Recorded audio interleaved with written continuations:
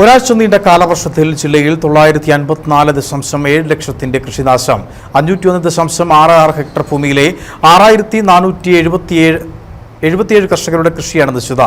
വാഴ, ഏലം, കുരുമുളക് കർഷകർക്കാണ് ഏറ്റവും അധികം കൃഷിനാശം നേരിട്ടത്. 370 ലക്ഷം രൂപയുടെ വാഴ കൃഷിയും 217 ലക്ഷം രൂപയുടെ ഏലകൃഷിയും 117 ലക്ഷം രൂപയുടെ കുരുമുളക് കൃഷിയും നശിച്ചു. ഇന്നലെ വരെ ജില്ലയിലെ വിവിധ കൃഷിഭവനുകളിൽ നഷ്ടപരിഹാരത്തിനായി ലഭിച്ച അപേക്ഷകളെ തുടർന്നുള്ള കണക്കാണിത്. ഏറ്റവും അധികം കൃഷിനാശമുണ്ടായത് അടിമാലി ബ്ലോക്കിലാണ്. 54.75 ഹെക്ടർ സ്ഥലത്തെ 1719 കർഷകരുടെ കൃഷി നശിച്ചു. 277.63 ലക്ഷം രൂപയുടെ നഷ്ടമാണ് ഇവിടെ ഉണ്ടായത്.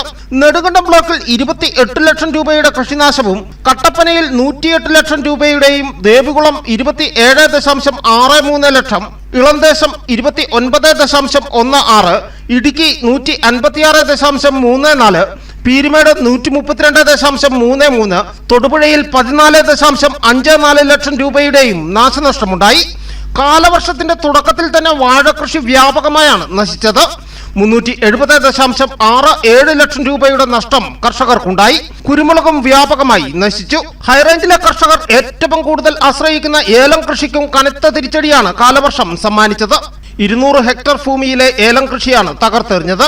കഴിഞ്ഞ വർഷം വേനലിൽ 2500 ഹെക്ടർ ഏലം കൃഷി നശിച്ചതിനു പുറമെയാണ് ഈ വർഷം നേരത്തെ എത്തിയ കാലവർഷം 200 ഹെക്ടർ ഏലം കൃഷി കവർന്നെടുത്തത്.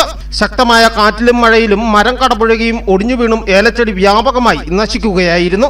ജില്ലയിൽ 1159 കർഷകരുടെ ഉടമസ്ഥതയിലുള്ള 200 ഹെക്ടർ ഭൂമിയിലെ ഏലം കൃഷി നശിച്ചതായാണ് പ്രാഥമിക കണക്ക്.